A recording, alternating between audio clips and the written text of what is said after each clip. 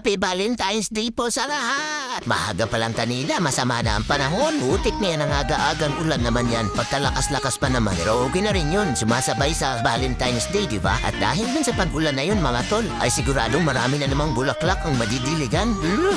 Grabe naman talaga mga bulaklak yan. Tamang tago nga lang dito ang inyong bida, mga tol. Di ko nagustuhan itong aking panauhing pantangal naman siya itinapos ko na walang pagalindangan. Ano namang ginagawa nitong Brea? Masyado mong iniisip, plastic ka tayo. No? Huwag mo isipin yung mga ganyang bagay. Tamo rin, Brea, yung tamang lalaki para sa'yo. Kaya huwag ka na masyado mag-isip. Teka, mukhang nagalit si Brea. Talaga namang galit na galit. Ilababala ka kung saktan nito mga tol. At talaga naman, pinapayuan ka lang eh. Grabe naman, nag-overthink ka kasi kanina. Kaya pinapayuan kita. Talaga naman ito, oh. Recall. Alam niyo mga tol, hindi niyo malalabanan, dadhana. Backstage naman niya yung araw na to. Maghintay ka lang dahil darating din yung tamang tao na para sa'yo. Ito ay matapos ang matinding balagbagan, mga tol. Ito niyo makikita na kami na ay tuluyan ng nanalo sa laban. Yung mga tol, kung di ka pa nakapalo dito sa aking page, mangyaring pakipalo na lang din po ako. Malaking bagay na po yan para sa isang kagaya ko na isang small content creator pa lamang. Maraming salamat mga tol.